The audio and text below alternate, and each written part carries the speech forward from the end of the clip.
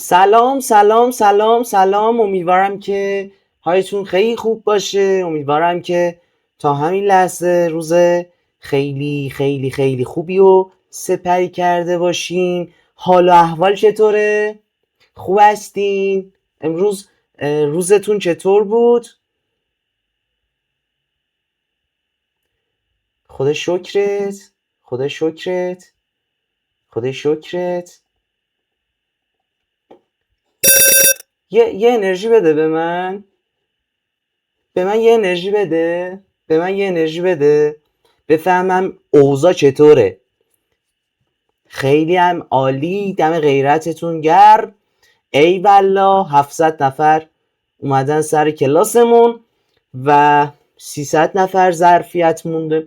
امیدوارم که امروز یه روز متفاوت و خوب با هم داشته باشیم. روزی که از کسایی که دعوت کردم بیان اینجا از هر کدومش میخوام یه نکته یاد بگیری. هر کدومش داستانهای متفاوت خودشونو دارم و دوست دارم که امروز روزی باشه که شما رفرش کنه واسه ادامه مسیرمون. امروز کلاس 5 صبحی داشتیم که متاسفانه اسکایروم سرویسش اوکی نشد، بالا نیومد و مجبوریم به خاطر این که فردا به این مطالب برسیم ساعت چند اوکی بشیم. ساعت چند فردا سر کلاسی؟ ساعت 4 صبح کلاس داریم. یعنی بعد این کلاس تقریبا 1 ساعته یه برنامه ریزی میخوام واسه خودت بکنی و بخوابی که 4 صبح توی بهترین ورژن خودت باشی، که میخوام یه استارت کاملا متفاوت رو با هم بزنیم. بچه کیا حاضرن جلسه امروز رو شروع کنیم بهتر کنیم؟ ها کیا حاضرن؟ بنازم. ای والله دم غیرتتون گرم. بریم که جلسه امروز رو شروع کنیم. پرهام صدای منو داری داداش؟ بله. میای بالا؟ بله. اگه تصویر رو داشته باشین آره داریم فکر کنم. سلام چطوری پرهام؟ سلام خوب هستین؟ مرسی، خواهش میکنم. عزیزی خیلی خوشحالم پرهام امروز میبینمت و ما بیشتر دوست داریم. عزیزی خیلی لطف داری. پرهام یکی از بچهای با معرفت و آدم حسابی که امروز داستان متفاوتی داره و امروز میخوایم باهاش شروع کنیم صحبت کردن و که یه روز متفاوت داشته باشیم. پرهام جان خیلی ممنونم از اینکه دعوت ما رو پذیرفتی. خودتو معرفی کن که کارمون رو شروع کنیم. سلامت باشین. چشمن پرهام آریان‌نژادم، رتبه 16 کنکور شبکه نرم افزار سال 404 و دوست و مشاور شما توی این مسیر بودم، دوست مشاور بعضیاتون، و خیلی خوشحالم که الان میتونم باهاتون رو در رو صحبت کنم. با خیلیاتون تو گروه ها اینو صحبت کرده بودیم ولی اینجا یه حس و حال دیگه ای داره. خیلی هم عالی، خیلی باعث افتخاری دارم میبینمت و امیدوارم یه روز خیلی متفاوت با هم داشته باشیم. خب پرهام از همون تقریبا 1 رو 20 دقیقه فرصت داریم، پس سوالامو سری ازت میپرسم.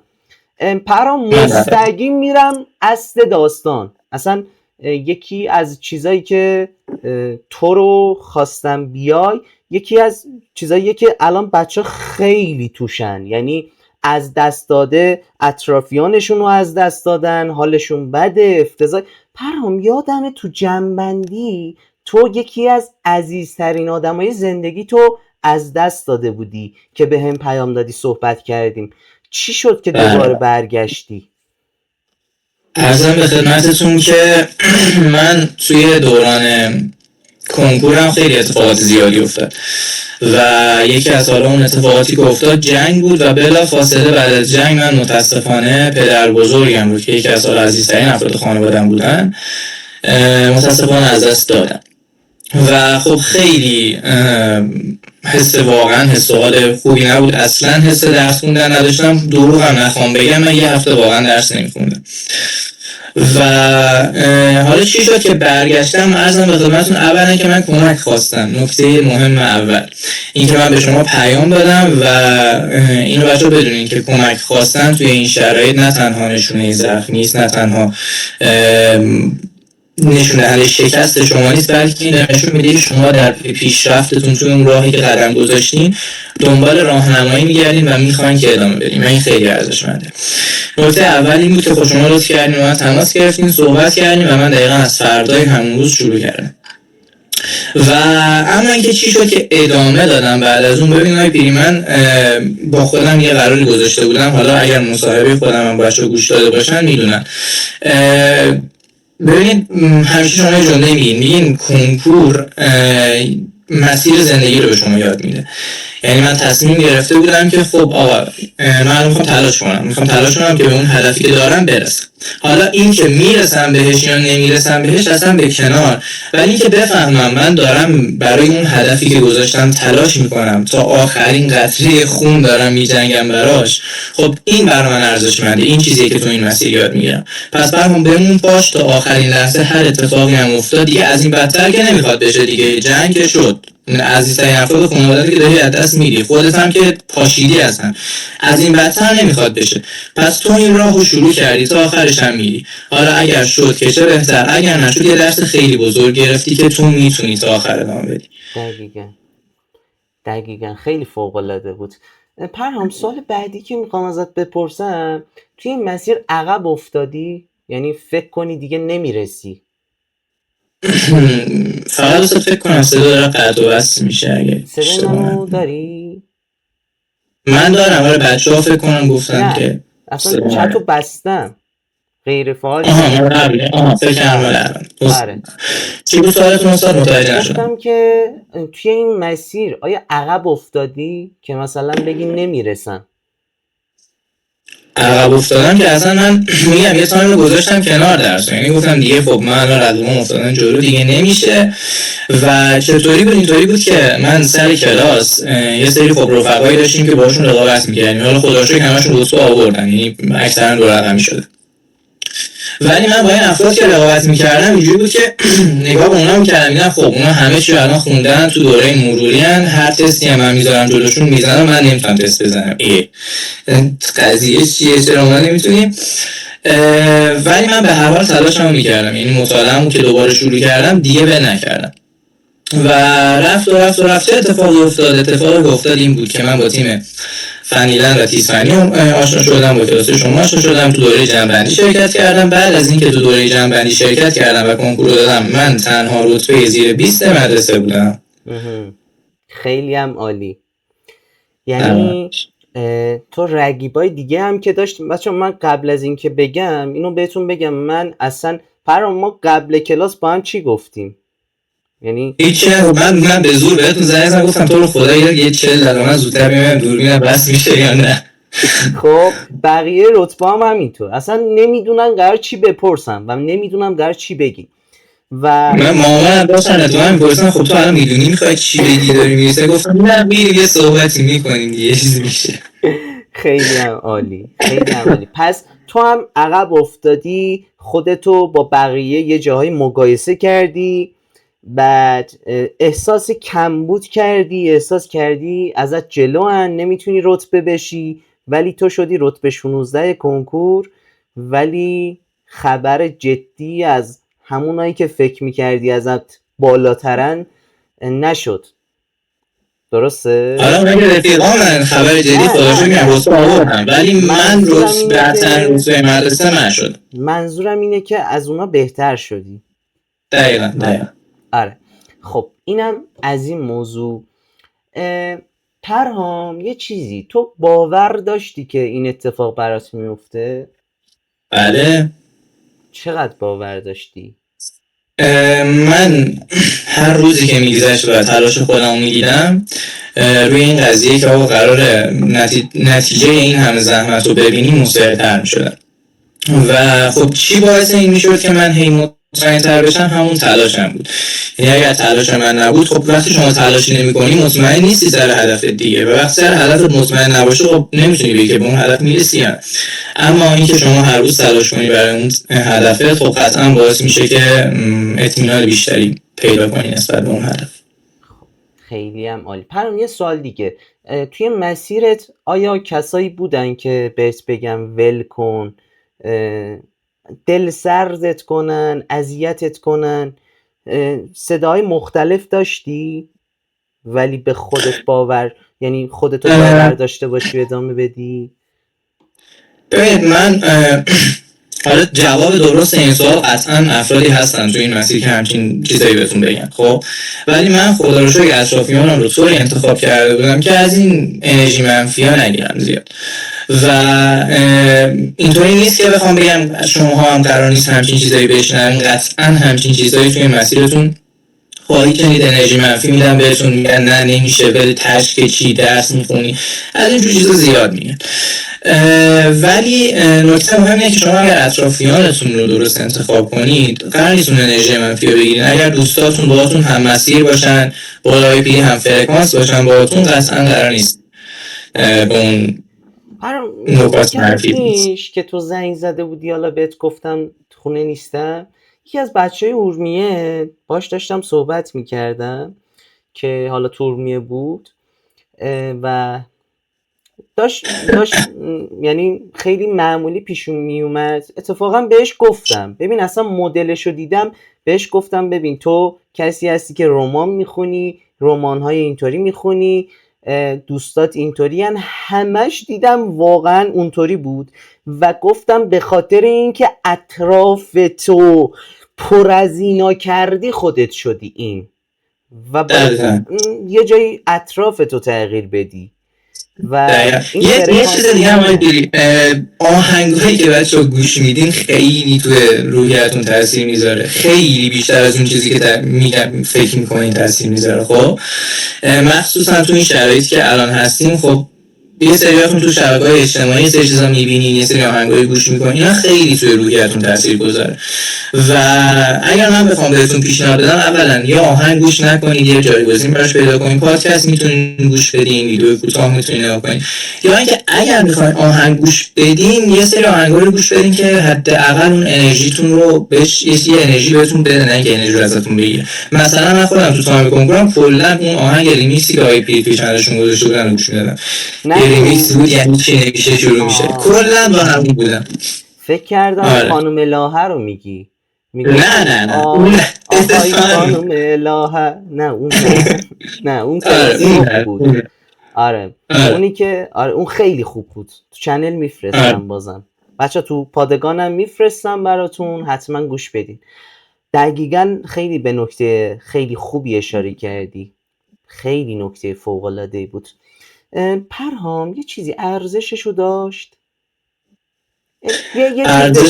یه چیز بگم قبل این. پرهام به نظرت رفتار اطرافیانت واسه تو عوض شد یا نه؟ یعنی رفتار یه حس اعتماد به نفس بیشتری پیدا کردی یا نه؟ من کلا حالا خیلی بچه نیستم که اعتماد به نفس نداشته باشم، خب ولی قشنگ عوض شدن رفتار بقیه رو میبینین. همونایی که بهتون میگفتن نمیدونم نمیشه درس میخونی چی بشه، رتبه بیاری چی بشه، اینها قشنگ عوض میشه رفتارش. به جناب آقای رتبه نخبه مثلا اینجوری میشن، هم مهندس. دقیقاً تموم شد رفت. اینم از این نوع. باز حالا جالبیش اینه بیری، باز شما میخونید مثلا رتبه هم میاری، خب باز یه سری کسا هستن میگن تهران زدی که چی، رشته کامپیوتر تش چی، آقا ولمون کن بذار به زندگیمون رو. اصلا ببین همینه. من اتفاقا وقتی حالا رتبه شده بودم تو تایم خودم، اتفاقا خیلیا به جشنم نیومدن، به جشن رتبه شدنم خودشون الکی زدن به مریضی. دقیقاً میگن یعنی فکر نکنید به یه جایی رسیدین، با همیشه یه بهونه‌ای هست. میدونی چی میگم؟ همیشه هست. اتفاقا باید آدما تو زندگیشون این آدما رو داشته باشن به نظرم، چون اگه بعضیا حمایتت کنن باید به خودت شک کنی. پرم یه چیز بگم، من الان رایگان دارم تبلیغ میشم، چون همه چنل رو ببینی خب دارم پشت من بد میگن. خب من دوست دارم یه درست. پولی بدم به بعضیا برم پشتم بد صحبت کنن، ولی اینا واسم رایگان انجام میدن. اتفاقا درست. خیلیا باید این حرکت ها رو واسط بزنن. میدونی چی میگم؟ دقیقا. و کسایی که حمایتت نمیکنن اتفاقا رایگان دارن تو رو توی زبونا میندازن، چون مردم دقیقا. عقل دارن. میدونی چی میگن؟ دقیقا همینه. اصلا الان برای بچه ها احتمالا بهتر بدونم، بچه گیمر، شما توی بازی وقتی انمی میبینی یعنی مسیر درست رو داری میری دیگه. اگه دشمنی جلوت نباشه خب راه خودش داری اشتباه میری، اصلا از این بره اگه دشمنی نداشته باشی. خیلی هم عالی. پرهام توصیت چیه؟ توصیهم همینایی بود که گفتم. ارزم به خدمتتون چیز دیگه ای که به ذهنم برسه. به نظر چی شد رتبه شدی؟ یعنی چه عاملی خیلی بولدتر بود درونت که باعث شد رتبه بشی؟ ببین دو تا عامل بود. یکی عامل حالا چی میگم بهش، اون عامل علمی، اون بار علمی که داشت این بود که من خب آزمون خیلی از خودم میگرفتم، یعنی خودم رو تو شرایط آزمون میذاشتم، آزمون میگرفتم. من فضای کنکور کاملا دیگه برام یه فضای آشنا بود، یعنی من حتی کنکور ریاضی هم شرکت کردم که صرفا به اون فضای کنکور آماده بشم که مثلا تو بلندگوی دعایی خونده میشه بعدش مثلا میرن جلو. و این یه بار علمی بود که من خب خیلی آماده بودم برای فضای آزمون و خیلی از رقبام خب به خاطر استرس نتونسته بودم نتیجه‌ای که میخوام بگیرم. یه بار دیگه هم اون بار قبل است، یعنی اون بخش قبل از کنکوره، یعنی اون وقتی که شما داری مطالعه رو انجام میدی و اونجا چی مهمه، اونجا استمرار خیلی مهمه که من خودم به دانش آموزان خیلی اینو تاکید میکنم که اون استمراری که دارین، اون روندی که دارین رو قطع نکنین. شده روزی 1 ساعت رو بخونید بخونید. حالا خیلی روزا ما روزمون نیست واقعا نمیتونی بخونی، من خودم که هر روز سال کنکورم نشستم بخونم، یه سری روزا واقعا نمیتونی. ولی نکته مهم اینجا بود که من روندم رو قطع نمی‌کردم، که یعنی اگر میشد روزی 1 ساعت میشستم با سردرد و چشم درد مثلا تب میشستم میخوندم که صرفا روند قطع نشه. آفرین. حالا یه نکته بگم، اصلا خیلی ها اینطوری که میشینن وقتی بیکارن، مثل اون پیرزنای کوچه که وقتی بیکارن فکر چرت و پرت میکنن در مورد مردم، اینا هم میشینن میگن خب اگه رفتم مثلا وسط آزمون حالم بد شد چی؟ مثلا مراقب صحبت میکرد چی؟ یا مثلا اونجا مثلا یه اتفاقی افتاد چی؟ این فکر چرت و پرت. میدونی این کجا درمون میشه؟ من همه شاگردان میگم حتما، چون ما بچه فنی میتونیم تو کنکور ریاضی شرکت کنیم، یعنی تجربی و اینا رایگانه، میتونی شرکت کنی، لازم هم نیست هیچی بلد باشی، فقط میری با فضاش آشنا بشی، شبیه سازی کنی. دقیقا اون کنکوری که اونجا اتفاق میفته توی کنکور فنی هم اتفاق میفته.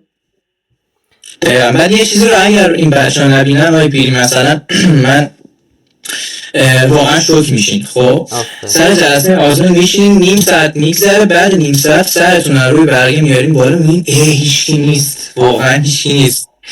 بعد شوکه میشین، میگین خب الان من کند دارم پیش میرم، بقیه دارن درست میرن، چرا هیچکی دورم نیست؟ بعد اون جوه میگیرتتون و اگر شما برای اون لحظه آماده نباشین یا جوگیر میشین یا فرو میپاشین از هم دیگه و بهتره که برای اون لحظه آماده کنین. جنبندی شما رو واسه همه ی حالتهای ممکن آماده کرده بودن. بله. یهو مثلا جنبندی ساعت 3 شب کلاس میذاشتن، میگفتم باید بیاین سر کلاس، یادته یه بار 3 گذاشته بودن؟ یه بار 3 گذاشتی، من پا شدم اینجوری گوشی برداشتم، بعد داشتم مثلا آماده میشدم که خب بریم سر کلاس، بعد یه بار پیر پناه گذاشتی خب بخوابین 4 بیدار شید. چه کاش چون بیدار میشدیم. آره از استرس.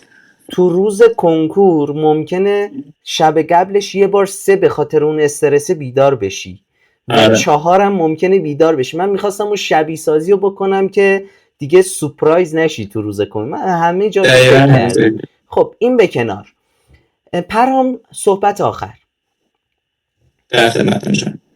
صحبت آخر نداری با بچه ها؟ میخوایم با خانم ملوندی اومدی؟ آره صحبت آخر. دیگه به نظرم همین حرف رو گفتم، حالا چه توی گروه من صحبت کرده بودم بچه‌ها چه اینجا، و اینکه ادامه بدین، مطمئن باشین نتیجه این تلاش و زحماتتون رو میبینین. یه شعر از آقای ابتهاج بود میگفتش که میبینم لحظه شکفتن شادی را، آن پرواز بلند آدمی زادی را. و خیلی به این جمله اعتقاد داشته باشین که میرسه بالاخره روزتون، مطمئن باشین. اندکی صبر سحر نزدیک است. دقیقاً. دم غیرتت گرم پرهام. یه متشکرم. بهت بگم واقعا دوستت دارم، خیلی عزیزم. خواهش میکنم. مرسی پرهام، زحمت کشیدی. خواهش میکنم. بازم بچه ها اگر سوالی چیزی داشتن تو گروه من هستم، میتونم بپرسم. ایول خواهش میکنم. یا علی خدا. خانم ملوندی هستین؟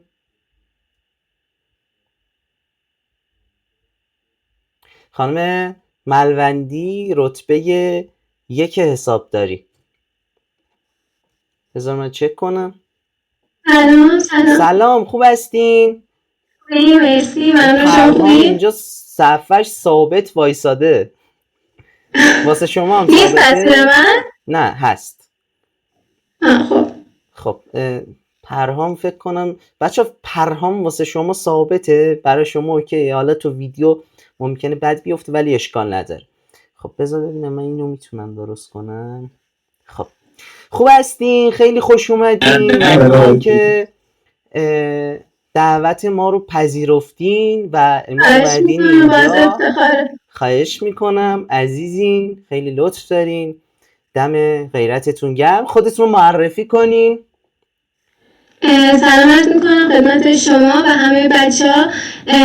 امیدوارم حال همه خوب باشه. بنده فهیم ملوندی، رتبه 1 کنکور حسابداری 1403 هستم. در حال حاضر مسئول درس و تراسال قلمچی و با افتخار مدرس دوست تخصصی حسابداری تو فنیلند. خیلی خوش اومدین، افتخار دادین. خانم ملوندی یکی از بهترین های فنیلنده که واقعا دم غیرتش گرمه و واقعا میبینم که چطوری با تمام وجودش تدریس میکنه و تو دفتر تیزفنی فوق‌العاده داری عمل میکنی. دم غیرتت گرم. متشکرم عزیزی. خدمتی. خب خانم ملوندی ما با هم صحبت کردیم؟ نه لینکو فرستادم رفتیم کلا. یادم چی قرار بگم، چی قرار پرسیده بشه، هیچی. خیلی هم عالی. خانم ملوندی شما رتبه 1 شدی. تو دوران کنکورت فکر میکردی رتبه 1 کنکور بشی؟ توی دوران اولیه نه، ولی وقتی که آزمایشی دادم و خب من اون زمان با آقای مرادی کلاس داشتم و اینا، هر سری هم کارنامه میفرستادم که ایشون ببینن و اکثرا تو آزمون ها من رتبه 1 تا 3 بودم. همیشه این متغیر بود. اون آخرم که همیشه 1 بودم. بعد آقای مرادی میگفتن که این رتبه ها نزدیک میشه به رتبه کنکورتون. آخرین آزمون جنبندی هم رتبه 1 شدم. وقتی این کار رو میدیدم واقعا خودم ایمان آوردم که منم میتونم 1 بشم. آره خیلی هم عالی. فقط این یه چیزی اضافه کنم بچه، آزمون جنبندی مهمتره ها. خب یعنی الان مثلا اتفاق براتون نیفتاده یعنی نگران نباشین، اصلا تایم خیلی زیاده. خب ملوندی شما کلاسای آقای مرادی بودین درسته دیگه؟ یه جاهایی شد که ویدیوها رو عقب بیفتین؟ آره خب قطعا میشه. من اول از همه اینو اضافه کنم که گفتم فقط کلاس آقای مرادی اون زمان، یعنی من سال 403 و 402 که داشتم واسه کنکور میخوندم فنیلندی متاسفانه وجود نداشت و خب الان مثلا اساتید عمومی هستن همه توی مجموعه راحت. اون زمان من سر ادبیات خیلی سختی کشیدم، کلی من امتحان کنم اینا، هیچ کدومشون، یعنی همینجا میتونم به قدرت بگم که هیچ کدومشون به درد نمیخوردن.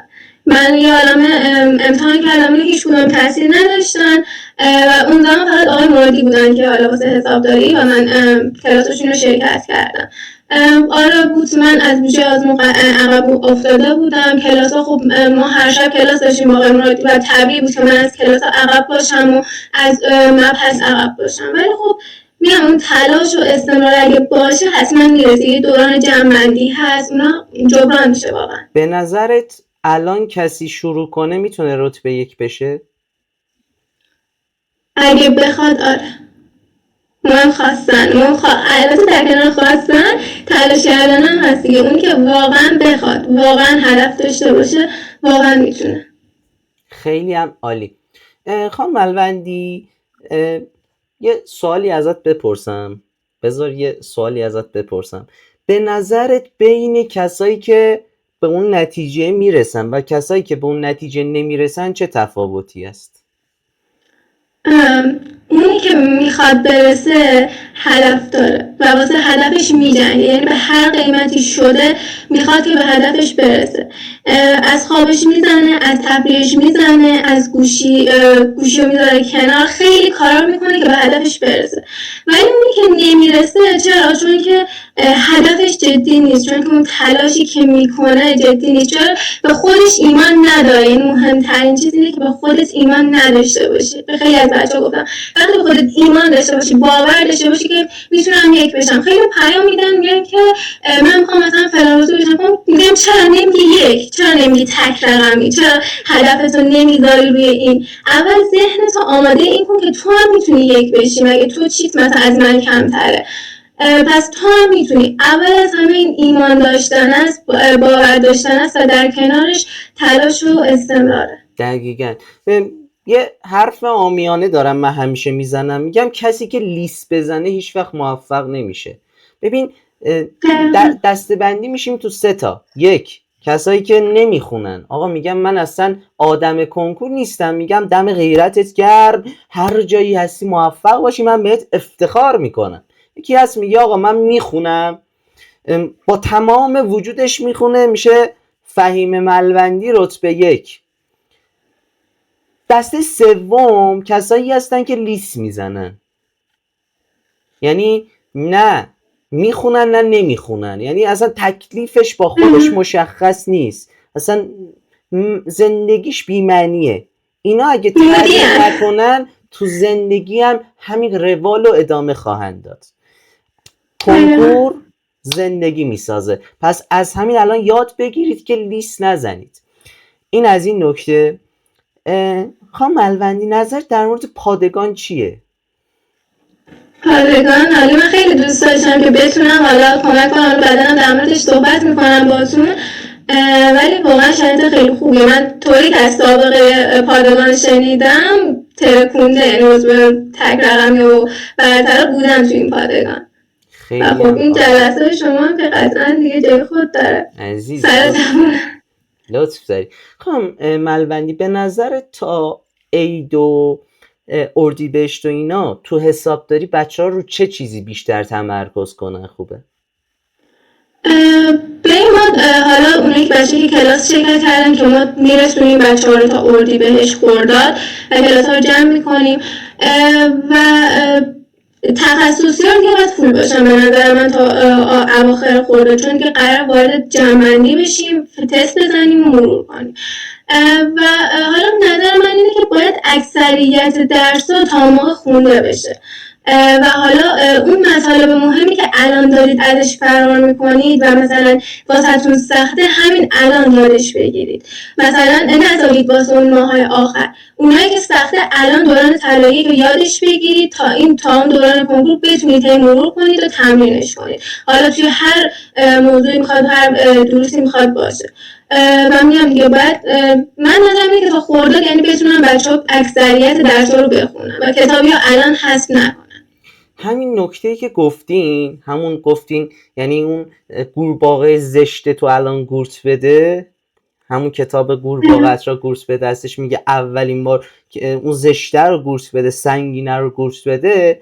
ما خودمون تو تخصصی شبکه و نرم افزار اومدیم تمام دروس سنگین رو تا عید انداختیم، یعنی تا عید بچهای ما دروس سنگین، توسعه، الگوریتم، تبدیل حافظه، تبدیل مبنا، شبکه، سابنتینگ، بعد بهتون بگم بعضی از پودمان‌های طراحی وب، همه این سنگینا رو میبندن و بعد عید دیگه خیلی سبک برنامه، خیالشون راحته. یعنی اومدیم 4-5 تولید محتوا که پایه و بیسیک برنامه نویسی بود اوکی کردیم. یعنی وقتی تو سنگینا رو الان گورت میدی باعث میشه که تو بعد از اون هم تایم واسه جبران اینا داشته باشی، هم میتونی سریع پیشرفت کنی و اونجا دیگه نگی یا ابوالفضل نخوندم چه غلطی به سرم بکنم. میدونی چی میگم؟ همینجا گورت بدن بهتره دیگه. این خیلی نکته مهمی بود. من حالا به خاطر همین اتفاقا بیشتر رتبه تک رگمی مال ماست، چون ما رو استراتژی خیلی متمرکز. خانم ملوندی پیشنهادت یه سوال، ارزششو داشت رتبه 1 شدن؟ آره، اگه من رتبه 1 نمی شدم الان اینجا نبودم، تو این جایی که هستم نبودم، دانشگاه تهران نمیدونم. این خیلی بچه که وارد دانشگاه شدن اینو خیلی میشنون، دانشکده فنی ارزش نداره اینا، ولی همینه، بهترینش همینه. یعنی بهترین فنی توی برای دختر شریعتیه، برای پسر شمسی پره، بهترینش همینه. وقتی دیگه حالا جامعه ما توی که بهترینش همینه، خب چرا من نرم تلاش نکنم بهش نرسم؟ برای من ارزششو داشت. حالا چه با سختی که کشیدم و از همه اینا به کنار، اون خوشحالی خانواده خودش به همه اینا میارزید. خوشحالی خودم و خانواده کافی بود واسه اینکه بگم میارزید. یه سوال، اصلا اون دیدگاه ها در مورد تغییر کردن؟ یعنی رفتار آدمای دیگه با تغییر کردن؟ آره. یعنی حس کنی که نسبت به قبل کنکور یه جور دیگه باهات داره رفتار میشه؟ بعضیا آره اینطوری بودن، بعضیا. خیلی سنگین بود این حرفت. خیلی که کناره که داشتید میگفتید اونا همچه هست. من حتی روز قبولی کنکورم این شیرینی قبولی من داشتن میخورم، من اینجوری بودم که حالا 1 شدم که چیزی نیست، حسابداری که کاری نداره. بعضی ها رو اصلا دهنشون رو نمیشه بست، باید آره بذاری حرف بزنم فقط. اتفاقا همین میشن انگیزه. آره دیگه، آره خیلی هم عالی. توصیه آخرت واسه بچه‌هامون چیه؟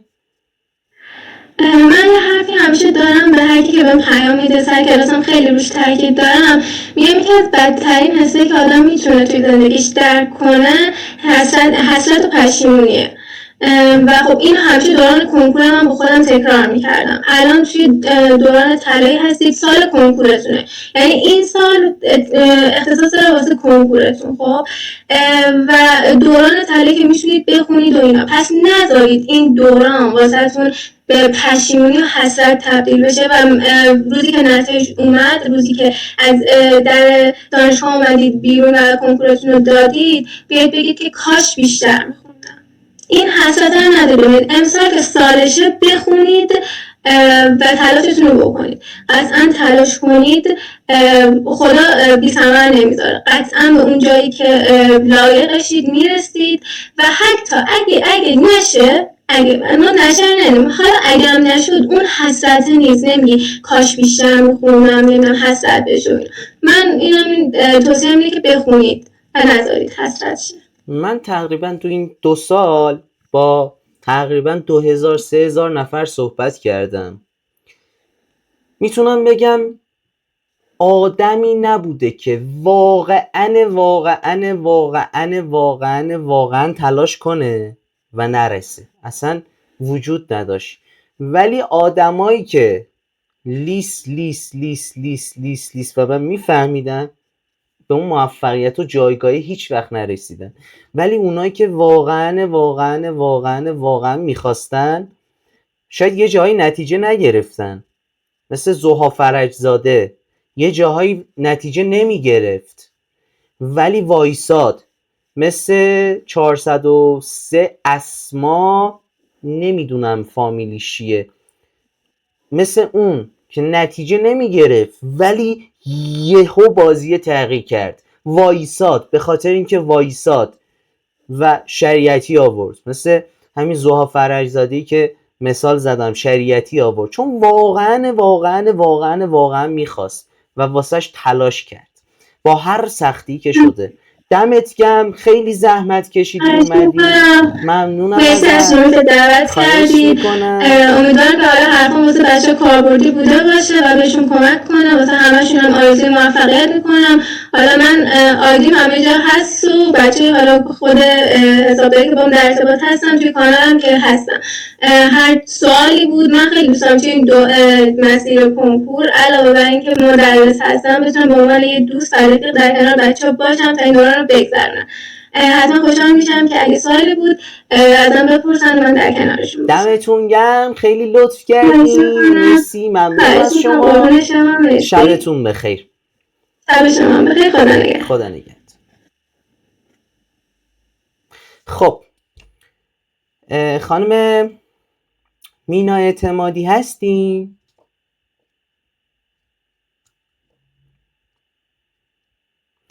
میتونین بیاین بالا؟ روزتون بخیر. خوب هستین؟ متشکرم. شما یه خوبی؟ لحظه وایسین من تصویر رو رفرش کنم. من بدون تصویرم با نه صحبت اشکال کرده نداره، بودم. اوکی. یه لحظه وایسین. متشکرم.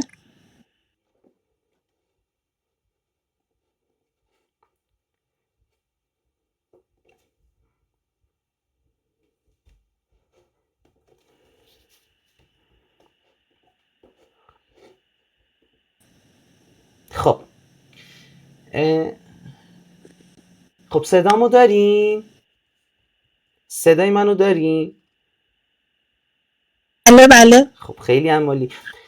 خیلی خوش اومدین. خیلی ممنونم از اینکه دعوت ما رو پذیرفتین. دمتون گرم. متشکرم از شما. عزیزین باعث افتخاره. خودتون رو معرفی کنین. ممنونم. متشکرم. مینا اعتمادی هستم. رتبه 1 تربیت بدنی 404. عضو تیم تولید آزمون قلمچی و مدرس فنیلن با افتخار. عزیزین خیلی خوشحالم که باهاتون دارم صحبت میکنم. باعث افتخاری. متشکرم. همچنین. عزیزین خانم اعتمادی ما با هم صحبت کردیم، یعنی اصلا با هم گفتیم میخوایم چی بگیم. من حتی دیدم یه پیام گذاشتی نوتیفش الان وسط کلاس که میخواین چی بگین. بعد من شما لینک رو لطفا فرستادین. من اینجا گفتم بله متوجه شدم. آره خیلی عالی. خانم اعتمادی سال اول فکر میکردی رتبه 1 بشی؟ رتبه 1 شدن جز یکی از رویاهای من بود و همیشه اوایل که شروع کرده بودم بیشتر اینجوری بودم که دوست داشتم رتبه 5 بشم. یکم که پیش رفت گفتم چرا که نه، چرا بهترینش نه، چرا 1 نه. و خب توی ذهنم همیشه رتبه 1 وجود داشت و بالاخره روزی به واقعیت پیوست. خیلی هم عالی. منم همیشه دوست دارم 9 بشم. 9 رو دوست دارم. نمیدونم منم 5 خیلی دوست داشتم. منم 9 رو دوست دارم ولی همیشه واسه اول بودن تلاش میکنم، ولی 9 رو خیلی دوست دارم و 9 و 1 میبینم. خب خیلی هم عالی، باعث افتخاری. خانم اعتمادی شما توی مسیر آیا از درسا عقب افتادین؟ یعنی یه جایی که از بودجه بندی عقب افتاده باشی، از ویدیوهای آقای مرادی عقب افتاده باشی، آیا این اتفاق برات افتاد؟ بله بله بسیار زیاد. و خب هر دفعه نه که تایم طولانی باشه، مثلا در حد 1-2 روز مونده عقب افتادم، ولی خب برگشتم سریعا، برگشتم که درستش کنم و عقب نمونم، جا نزنم، باعث ناامیدیم نشه. خیلی هم عالی. عقب افتادن تو همه مسیر برای همه رتبه هست و اینو بدون شک دارم میگم. درسته، دقیقاً. خانم اعتمادی به خودت شک کردی تو مسیر؟ به هیچ عنوان. یعنی تنها چیزی که میتونم با اطمینان 100% بگم این که هیچ شکی تو وجودم نبود و این مسیر رو با ایمان و باور تمام من پیش اومدم. وقتی میگم باید واقعا بخوای یعنی همینا. وقتی اینطوری میخواش دیگه تو اصلا به هیچ چی فکر نمی کنی به غیر از هدفت. اصلا تا حالا به نشدنش فکر نکردم توی مسیر. یعنی همیشه این بوده که میشه، میدونم که میشه. و یه جمله هم داشتم که همیشه تو کتابخونه اونو به بچه‌ها میگفتم، اینجوری بود که من به پایان خوش این ماجرا باور دارم. خیلی هم عالی، فوق‌العاده است. یه سوال ازت بپرسم، ارزشش رو بله. داشت؟ بسیار زیاد. رفت یعنی من با رتبه‌ای که آوردم به نظرم یک روی دیگه از زندگی رو زندگی کردم و تجربه هایی رو من کسب کردم که اگه این اتفاق واسم نمی‌افتاد قطعا زندگیم خیلی بی‌معنی میشد. رفتار اطرافیان با تغییر کرد؟ مقداری. خیلی هم. نمیتونم بگم که حال کاملا برگشت رفتارشون و اینا، اما احترام بیشتری، ارزش بیشتری، بالاخره یک سری چیزهای متفاوت و فاکتورهایی بهت اضافه میشه. درسته، دقیقا. یه سوال ازت بپرسم، اونم این که واقعا بله. کسی بخواد شروع کنه از الان میتونه برسه؟ بله چرا که نه. توی دانشگاهی که ما الان هستیم و تک رقمی هایی که اطراف من بودن و دوستان من دیدم باشون صحبت کردم، یک سریاشون حتی از اردیبهشت شروع کردن. تربیت بدنی الان که هنوز خب بله الان که هنوز اسفند شروع نشده، به نظر من بسیار تایم خوبیه از هر موقع شروع کنن. اگه تمام تلاششون رو اجرا کنن، تمام چیزی که میتونن در توانشون هست رو بذارن توی این مسیر، چرا که نه. دقیقاً. من یه حرف معروفی دارم، خب میگم ماهی را هر وقت از آب بگیری مرده هست، خیلی وقتا زنده نیستا. یعنی مثلا بیای مثلا بعد کنکور بخونی، شروع کنی خوندنو، خب کنکور تموم شده دیگه، ماهی مرده، یعنی نمیتونی کاری کنی. یا قبل مثلا تایم کوتاه بخونی نمیتونی اوکی کنی، ولی الان زنده است، الان زنده است. یه جایی بله. این ماهی میمیره ها، الان تایمشه دیگه، الان زنده است. توی این دوران ببین من اصلا با شما مثلا ارتباط نداشتم، چون من با بچه شبکه ارتباط داشتم. تو جنبندی جنگ شد، حال بد، اتفاقات بد، مثل الان که حالا بده، همه تو فشارن. اون وقتم تو جنبندی جنگ شد. خودت چطوری مدیریت کردی سری برگردی؟ خب اون تایم دیگه کلا کتابخونه ها بسته شد. من کل تایم کتابخونه میرفتم، پانسیون میرفتم، پانسیون و کتابخونه کاملا بسته شد و دیگه اصلا بالاخره انرژی منفی، فکرهای بد هر لحظه ممکن بود که دیگه نه توی وجود داشته باشی نه خانوادت و نه اصلا دنیای مشخص نبود آینده قراره چی باشه. و خب من یه روز کتابا رو باز میکردم جلو و فقط نگاهشون میکردم، یعنی اونقدر تمرکزی برای خوندن نداشتم. اتفاقا داشتم زیست میخوندم، یه لحظه همینجور داشتم نگاه میکردم، یک صفحه 1 ساعت جلوی من باز بود، داشتم نگاه میکردم. یه لحظه به خودم اومدم گفتم این همه تلاش بی نتیجه که قرار نیست بمونه. دنیا بالاخره قانونش طوری نیست که این همه تلاش که تو کردی یک روز بی نتیجه بمونه. و دقیقا توی همون صفحه زیستم با تاریخ و ساعت نوشتم که تو تلاش تو بکن، تو کاری که قرار شروع کردی رو تموم بکن، خدا تلاش تو بی نتیجه نمیذاره. و شروع کردم به خوندن دیگه، خدا رو شکر اوکی شد و ادامه دادم و اینا. دقیقاً. حالا اینو یه متصل کنم به یه بحثیم، بچه ها کمکشون میکنه.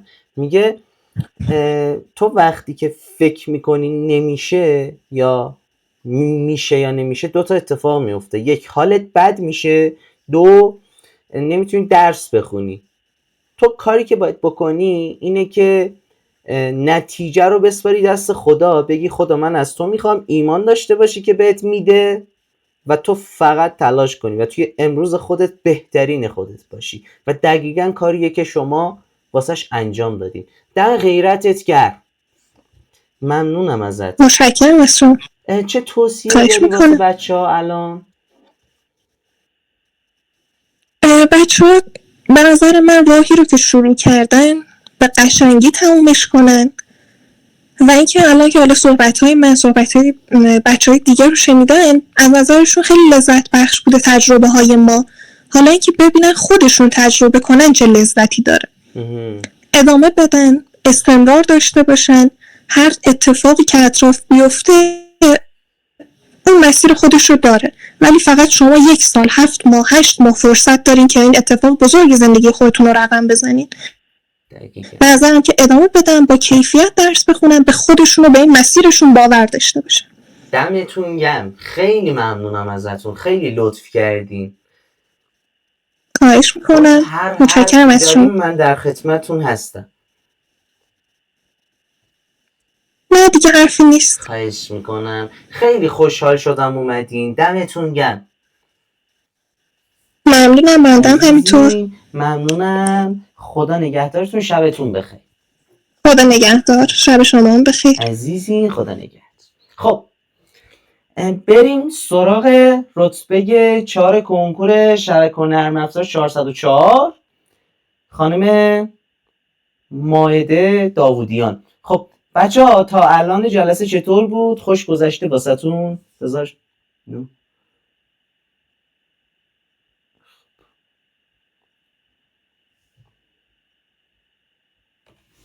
خانم داوودیان صدای منو دارین؟ اگه داری بیا بالا. سلام استاد، صدای منو داری؟ خوب هستین؟ مرسی، ممنون. شما خوبی؟ خواهش میکنم. شما تصویر قرار بود باز نکنی نه؟ یا باز میکنی؟ نه فعلا من نمیتونم باز کنم فعلا. آها اوکی. خب بذار ببینم پیام چی دارن مینویسن. خب. خدا رو شکر، خدا رو شکر، خدا رو شکر. خب چتو میبندم، میریم ادامه بحثمون. خیلی خوش اومدین، باعث افتخارین. خیلی ممنونم ازتون که دعوتمون رو پذیرفتین و امروز اومدین به بچه ها کمک کنین. دمتون گرم، دم غیرتتون گرم. خودتون معرفی کنید. من مائده داوودیان هستم، رتبه 4 نرم افزار و خیلی خوشحالم که اینجا هستم. خواهش میکنم، خیلی عزیزی، خیلی لطف داری. خانم داوودیان کلا خلاصه است، یعنی همه چیزایی که گر بگه توی خلاصه میکنه. دمت گرم. خانم داوودیان کلا وقتی شروع کردی اطمینان داشتی که میتونی این اتفاق رقم بزنی؟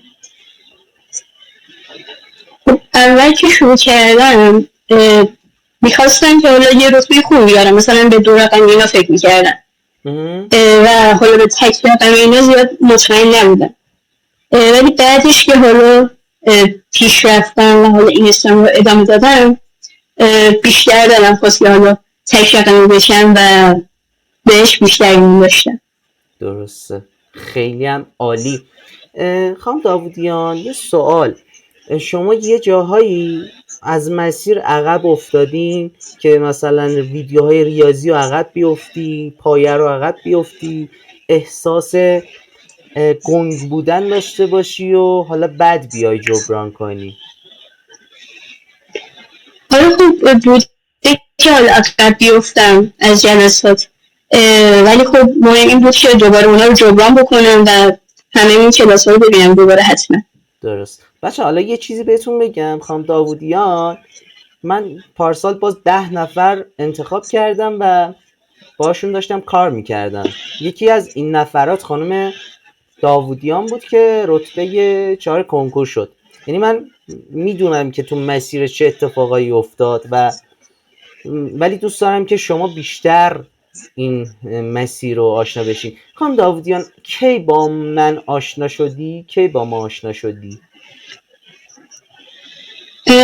دقیقا من حالا وقتی شروع کردم این 3 آزمون اولی که دادم هر 3 تاش بدتر از قبلی میشد و حالا اون آزمون 3 بدترین همه شد و دقیقا بعد از اون من با شما آشنا شدم و بهتون جلسه داشتم و دقیقا بعد از اون بالای حدود 50 تا رتبه‌ام کشید و بالا و اصلا چیز فوق‌العاده بود. یعنی چند تا بالا بود؟ یعنی مثلا 70-80 اینا میشدی؟ نه اون بدترینشون 114 بود که بعدش فکرم شما 50 بالای 60 آزمون مزخرف. ببین دارم بهت میگم 114 یک آزمون مزخرف. ببین دیگه. خب بعد با من از کی آشنا شدی؟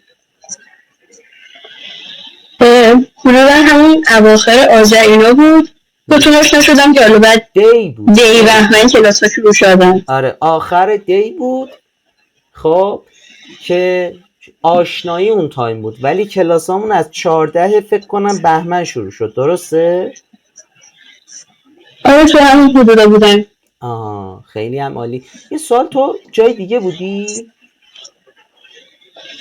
آره من کلا تخصصی رو اول یه جای دیگه ثبت نام کرده بودم که حالا میگفتم خیلی منبع معتبریه و کلاسشون خیلی خوبه، ولی خب حالا سر کلاس که نشستم اصلا انگار که سر کلاس این مدرسه نشسته بودم و اینقدر تدریس کنکوری وجود نداشت و کاملا مشخص بود که داره وقتم هدر میره. هیچ پیشرفتی هم من نمیدیدم از اون کلاس ها. و اون تایم رتبه 114 بودی، ولی اومدی خواستی شروع کنی. من بهت یه چیز گفتم تو رتبه میشی، یادته؟ بله یادم. و امروز شدی رتبه 4. دقیقا گفتیم که کارنامه‌تو بفرست و اینا، ولی خب هنوز این موقعاتون نداشتم و دقیقا کارنامه واسهتون فرستادم. گفتم تو رتبه میشی و امروز شدی رتبه 4. میخوام بچه یه چیزی رو بهتون بگم. خانم داوودیان توی همین تایما اصلا نتایج خوبی نداشت. یعنی شاید الان خیلیاتون مثلا رتبه بدی به دست میارین ناامید بشین بگین تموم و فلان و بهمانه. دیدین خانم ملوندی میگفت من 1 تا 3 میشدم. خانم داوودیان توی شبکه رتبه 100 خورده‌ای توی یه آزمون مزخرف شده بود. خب ولی خودشو کشید بالا، خودشو آپدیت کرد، خودشو از این تایمه درست کرد و شروع کرد یه بار متفاوت ساخت. یعنی از الانم هر کی بخواد بسازه یعنی میتونه انجامش بده. الان میتونه انجامش بده و خودشو بکشه به اون بالاه. خانم داوودیان من یه چیزی که تو خانم داوودیان دیدم و واقعا متفاوت تر از همه بود، هر چی گفتم این لعنتی گفت چشم. یعنی من میخواستم یه ایرادی ازش بگیرم. به مسیر ایمان داشتی خانم داوودیان؟ آره خب قطعا این ایمان خیلی مهمه و هیچ وقت شک نکردم و همیشه میخواستم بهتر از قبلا بشم. حتی اگر اون موقع نتیجه خوبی نداشتم میخواستم همیشه بهتر بشم. عالیه، آفرین بهت، آفرین بهت. خانم داوودیان سختی کشیدی تو مسیر؟ خب آره قطعا سختی بوده، ولی خب من به چشم سختی نمیدیدمش. بیشتر یه حالا یه لذتی بوده که قرار اینا همش جواب بده و قرار یه نتیجه خیلی خوبی ازش بگیرم. عالیه. ارزششو داشت؟ آره خب قطعا 100%. دمت گرم، خیلی هم عالی. اگه بخوام یه سال دیگه بپرسم، تو اصلا کلاس 5 صبحی میومدی؟ همشونو بکنم به جز یه بار. همه رو بقیه رو اومدم. تک تک پادگانا رو هم همه رو بودم. چقدر کمکت کرد؟ فکر میکنم همین ها باعث شدن که حالا بتونم بهتر بشم توی هر روز خودم و یه روتینه خیلی خوب واسه خودم بسازم. از تمام تک تک ثانیه های روزم بتونم استفاده بکنم و همشون رو واسه خودم مفید بسازم. دمت گرم. چه پیشنهادی واسه بچه هامون داری؟ اینکه حتما توی حالا کلاسایی که استاد میذاره همین 5 صبحی یا همین پادگانا اگر بتونن اون چیزایی که استاد میگن رو حتما انجام بدن قطعا یه پیشرفتی واسه شونه. اگر حالا انجام بدن خب قطعا هیچ پیشرفتی نمیکنه و قشنگ همه اینا میتونه خیلی واسه شون مفید باشه.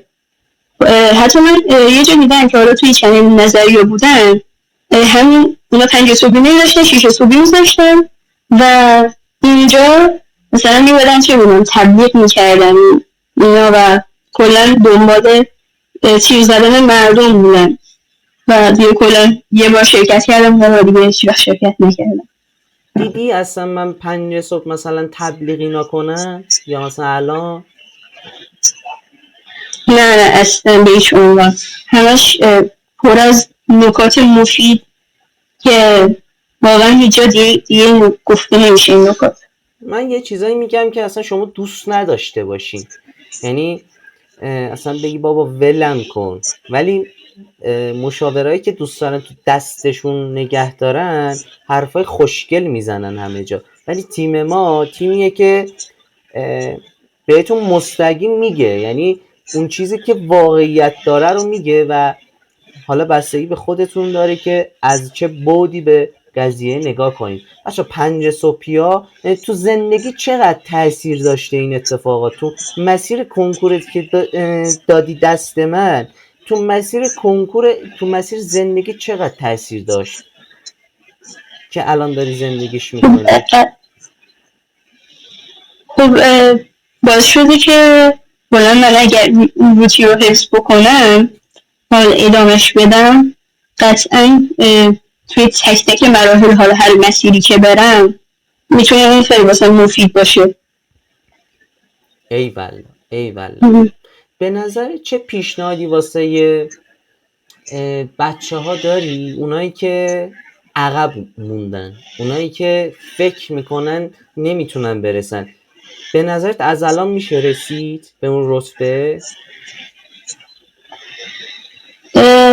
فقط با حالا این استعمال خیلی فشرده آره چرا که نه، اما اگر بخوام خیلی شل بگیرن یا هی برن تو حاشیه و مثلا این استعمال رو بهشون حفظ نکنن قطعا نمیتونن به دست بیارن، اما اگر خیلی جدی وارد این مسیر بشن حفظش بکنن و هی بخوان که بهتر بشن قطعا میتونن یه نتیجه خیلی خوب بگیرن.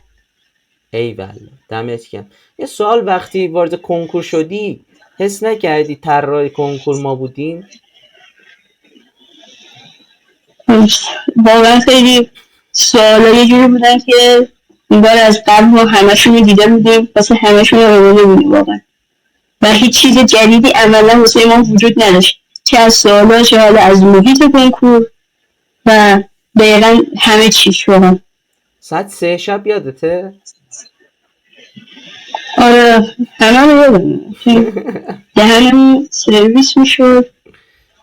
ارزششو داشت یا نه اون 2 ماه آخر فشارهایی که بهتون آوردن؟ آره خب قطعا 100% من دنبال همون فشاره بودم که منو بکشی بالا و این کارم کرد. خدا رو شکر. بچه من یه نکته الان بگم، همین الان من اصلا مشاوره نمیدم. تیممون الان چون فنی لند رو انداختیم بهترین های این مسیر رو انتخاب کردیم، تیممون هستش. اوکی، یعنی به من پیام ندید دستم واسه این که آی پی مشاور و فلان. اوکی این بکنم. اینم از این قضیه. بعد بهت بگم حرف آخر چیه واسه بچه ها؟ اینکه تا الان چیکار کردن یا گذشتهشون چی بوده واقعا اصلا مهم نیست و از الان به بعده که مهمه چیکار انجام بدن، چجوری قرار فکر بکنن، چجوری قرار هر روزشون رو سپری بکنن و ایناست که قرار روز کنکور واسه شون جبران بکنه و یه نتیجه خفن بهشون بده. دمت گرم. خیلی ممنونم ازت، خیلی لطف کردی دعوتمون رو پذیرفتی. ممنون از شما همچنین، خیلی خوشحالم که اینجا بودم. ممنونم. خدا نگهدارتون، شبتون بخیر. خدا نگهدار. بچه ها وضعتان چونه؟ وایسا باز کنه. وضعتان چونه؟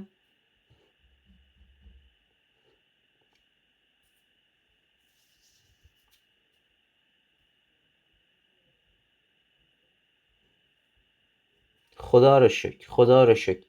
بچه ها کیا تصمیم گرفتن که شروع کنن؟ خدا وکیلی، خدا وکیلی.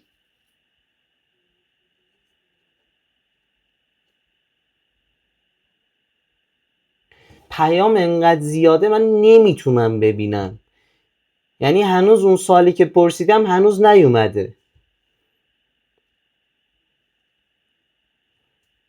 ای والله ای والله ای والله ای والله.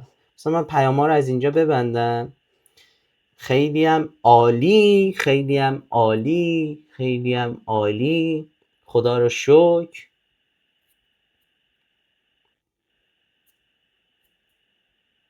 بچه‌ها خیلی خوشحالم که امروز وارد کلاس شدین. کلاس چقدر براتون خوبه، یعنی لذت بردین. روز دوشنبه رتبه 22 رتبه 22 کنکور شبکه، رتبه 7 کنکور شبکه، 7 نه، رتبه 5 کنکور شبکه، 5 و 22، بعد بهتون بگم 8 حسابداری و 6 تربیت بدنی و حالا 4 تا شاید یکی 2 نفرم آوردم. اوکی؟ خوبه؟ دوست دارین؟ روز دوشنبه. فردا شب خانم خالدیان میان براتون صحبت میکنن.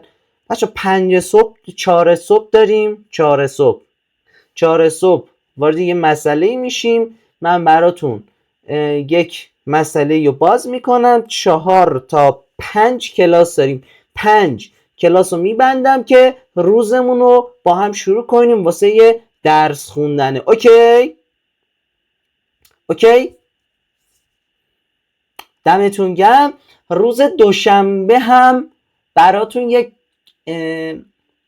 کلاس داریم از شبکه که 3 تا سوال 99% شبکه رو آقای شیری میخوام براتون برگزار کنن. 3 تا سوال حل میکنن تو نیم ساعت. بعد بهتون بگم قرار آقای مرادی کلاس داشته باشن و قرار با اساتید عمومی هم صحبت کنم. یه سری نکات فوق‌العاده توی پادگان براتون قرار بگیره. بعد بهتون بگم پنجشنبه هم جلسه سوگند داریم. بعد بهتون بگم دیگه اتفاقای خفن جلو را داریم دیگه، خودتون میدونین جریان چیه. و توی کل روزم براتون نکته قرار میدم. بچه تو رو خدا از همین الان شروع کنید قوانین پادگان رو اجرا کردن. اوکی؟ اوکی؟ کنکله؟ کنکل منکله؟ خدا وکیلی کنکل منکله یا نه؟ کنکله؟ و سلام و سلام. عزیزین خیلی لطف دارین. بچه ساعت 10 شد، گفته بودم 1 ساعت. برید برنامه‌تون رو بچینین، تو دیوار بنویس که میخوای چه رتبه‌ای بشی و از همین صبح بیدار شو واسهش تلاش کردن و ازت میخوام روزتو متفاوت بسازی. از همین بعد جلسه شروع میشه. امیدوارم یه روزی تو بیای اینجا واسه من صحبت کنی و بگی مبین پیری دمت گرم، از اون روز به بعد دیگه من یه آدم دیگه شدم. من اون روزو میبینم. شادمهر میگه من اون روزو میبینم که برگردی کنارم. اوکی؟ اون آهنگرم براتون پیدا میکنم میفرستم. دمتون گرم عزیزین، خیلی لطف دارین، خیلی دوستتون دارم، خیلی عاشقتونم. 5 صبح جنگی میبینمتون. خدا یار و نگهدارتون. بچه وایسین. تو چنل فنیلم پیام میدم کلاس پادگان امروز چطور بود. ببین میخوام بهتره کنی یا حله، هم با ریاکشن هم با پیامت میخوام ببینم چطور بود کلاس. کنکله یا نه؟ و سلام خدا نگهدار.